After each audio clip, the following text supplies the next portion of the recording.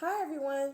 So in this video, I wanted to spend some time demonstrating a few of the multi-digit multiplication strategies that we have been learning about in class.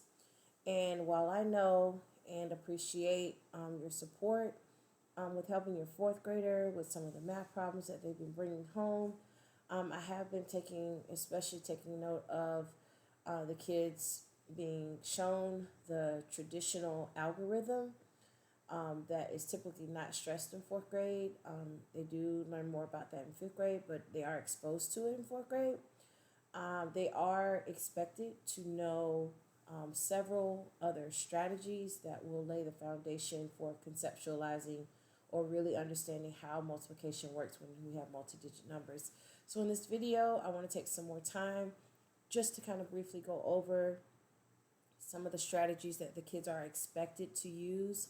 They are not only going to be expected to apply them with different problems, including application problems, but also word problems, but they're also going to be expected to be given a problem and finding the error that may have been, you know, used within the particular problem. So they have to be able to find the mistake within a problem with different strategies. So they have to be familiar and proficient with those. I'm going to start by sharing that the problem that I'm going to be solving today is actually one of the problems that is on their study guide that came home today. It's problem number 6, 4,221 times 8. And we're going to solve that using several different strategies: the distributive method, the area model, and then also partial products. I'll show you 2 ways to do that. So we're going to start by, I have been encouraging the kids to take their interactive notebooks home, refer back to them so that they can kind of use them as use the notes as a resource for solving the problems. They build on each other, so a lot of the steps are similar. With the distributive property for multiplication, they are going to break apart the multi-digit number into expanded form, which is going to be the case for the other ones as well. So in this case, with the number 12, that's the multi-digit number.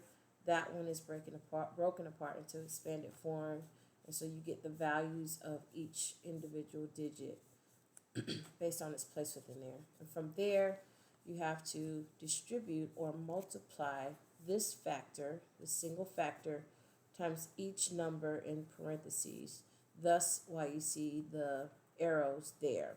So you'll have the product of 3 times 10, and then you add that to the product of 3 times 2. And so once you have the individual products, then the last thing you'll do is add the 2 products together to get the total. Here's another example, but I'm going to use the distributive method here with this particular number.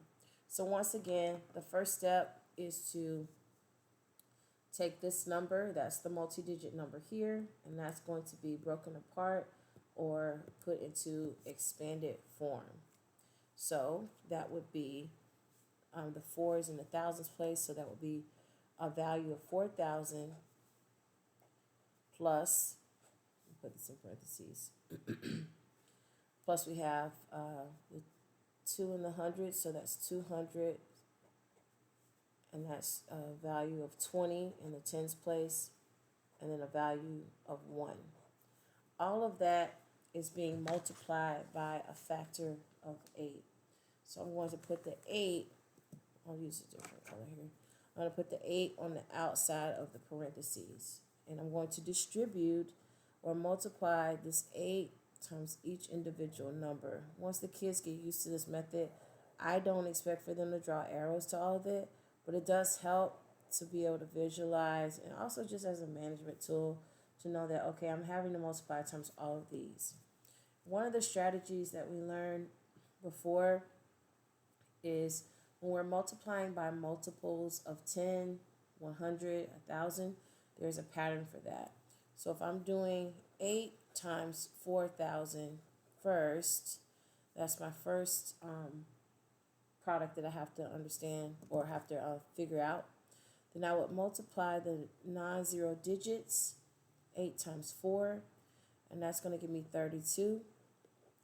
And with a multiple of 10, 100, 1,000, and so forth, then you would then take the zeros from both factors, how many ever zeros there are, and then you would add that on to this, and that's your product.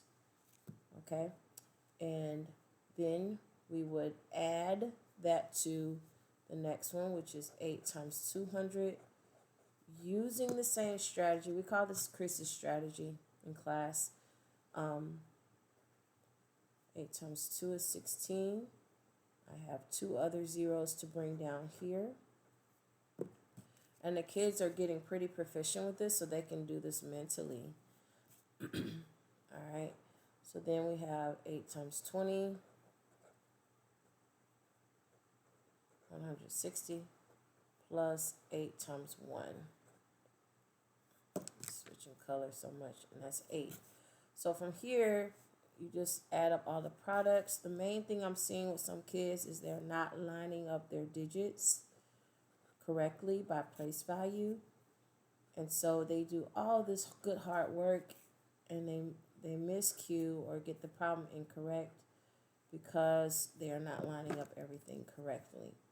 So then from there, they just add up the total, add up the individual products to get their total. Okay, normally I would have moved up more so that I could see that. So that's 33,768. Now with that said, I would expect obviously to get the same product for every other method. But the idea here is that you're expanding the multi-digit number, distributing the 8, or multiplying each one of these by 8 to get individual or smaller products here, and then you add them all together at the end. The area model is very similar to that. So in the area model, here are the steps to that. And I try to keep the steps pretty brief so that the kids can kind of internalize them. But again, these are very similar strategies. Okay, with the area model, the kids will take the number, the multi-digit number, and put it into expanded form. And then from there, they would draw an area model, and so that would be a rectangular model here. And they will take the expanded number and just kind of stretch it out across the width of the rectangle, spreading it out, making sure to have enough space so it's not crunched in, but spread it all out so that everything's organized and they can see everything clearly. They do have to put addition signs in between them because this represents expanded form. From there, they will set the rest of their rectangle up with a multiplication sign, and then the single digit factor is on the outside right here. From there, I drew arrows just like the distributive method. The arrows are not required, but the arrows are a helpful tool to know that you're going to multiply this single factor by every single number that's up here. So you'll see here, 5 times 100 goes in this box, and then 5 times 20 goes in this box, and 5 times 8 would go here. Once you've multiplied it by each individual factor here or value, then you write the product in each square and then add up all the products. So it's very similar to the distributive method. You're really just kind of boxing it in. So again, taking the same number we had before, we would take this number, 4,221, and put it in expanded form. I'm going to draw the box first, or rectangle.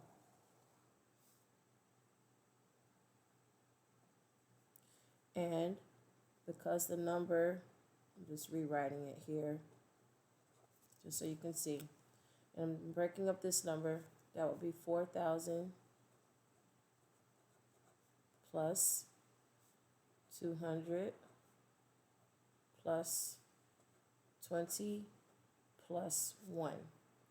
Wherever the plus signs are, that's where you're going to divide up the rectangle into its individual spaces so that you can write the products there.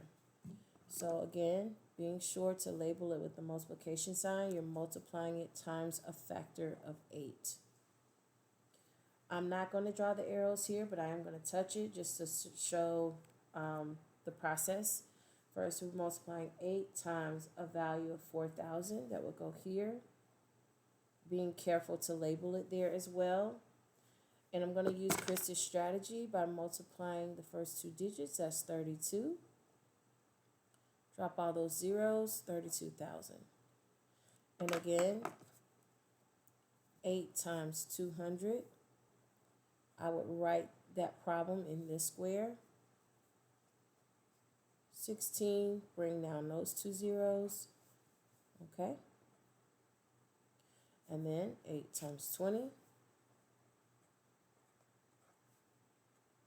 9 digits. That'll be 16. And any of these that have 0 in them, you bring them down. And then 8 times 1. Write that in there, and then 8. So once again, we have 32,000,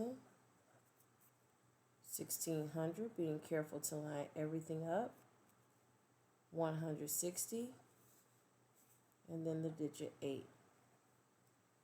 Okay, these values match these up here, so I know that, excuse me, that will be the same product. Okay, again, same process, okay, pretty much. We're just adding that rectangle model, and this is also known as the box method too. Okay, and so now the partial products method, this is going to look very similar. Okay, it's all about internalizing those steps, but also it's important for the kids to refer back to what they know about place value and determining the values of numbers in expanded form. So a lot of these concepts that we talked about being very important in the first quarter is super important. It's going to keep showing up in math, and that's especially the case with multiplication facts too. This is why I stress the kids not using all their brain power trying to figure out their multiplication facts, but because they have all these other parts and pieces to deal with, they don't want to be trying to figure out the single multiplication facts for the length of the problem. The partial products method, the steps are pretty much the same. You'll break apart the multi-digit number into expanded form and then multiply each value by the other factor, similar to what we did before. You add up all the partial products. Okay, sounds the same. But this time around, though, even though we are solving the same problem, it's going to look slightly different. So I'm going to flip it, and my box is going to be this way. A rectangle will be this way. So lengthwise, okay? There's going to be another way I show you. So first, I'm going to put my single factor up top. That's going to be my 8. And then I'm going to take all of my individual values where I broke apart the number into expanded form, and I'm going to put them on the side here. So I'll start with the largest value, and that's 4,000. And then I have 200, and then plus 20, plus 1. And then same thing, divide it up, okay, to the rectangle so that you can put your multiplication problem there, okay. This would be same process, 8 times 4,000.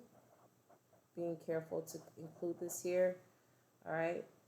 and then 8 times 200, 8 times 20, and 8 times 1. All right, and then of course I would include the values here. I'm just going to do that since I've already done this part, the thinking, and that's 160, and that's 8. So again, lining everything up, 160 and 8.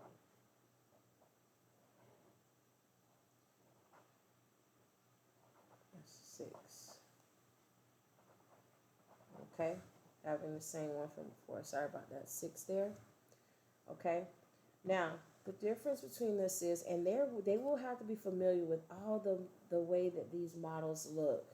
Okay, so it's really important that the kids get practice with this. On problems 4, 5, 6, and 7, there are different multiplication problems.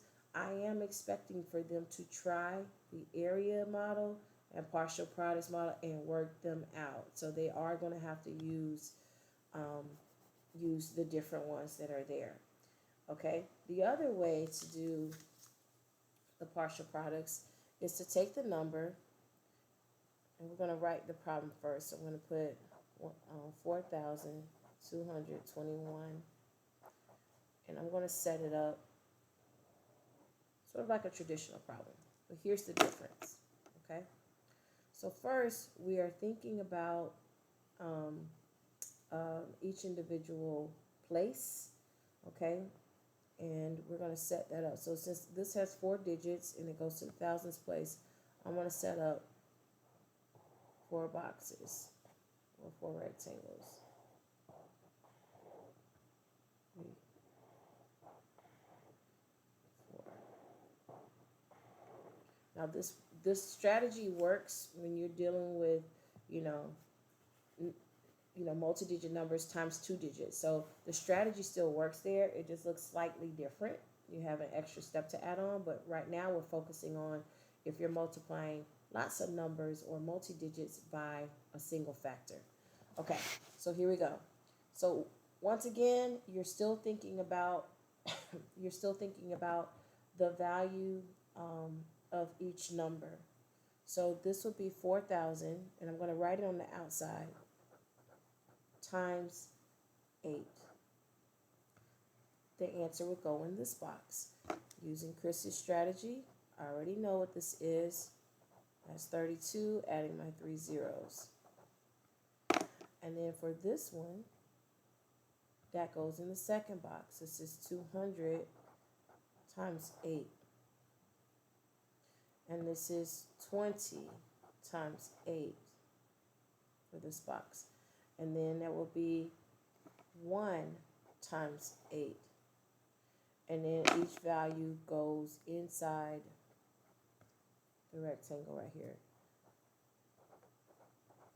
1,600. That's 160. And then that's 8. And I told the kids, I didn't do that this time, but I would normally just line everything up here so I don't have to rewrite it over here and solve the addition part. But since I didn't do it, I would want to line up my numbers carefully and then add them up. But I could have been more efficient and did that over here. But since I didn't do that, okay, so here's my final product. So once you have those, then you would add those up.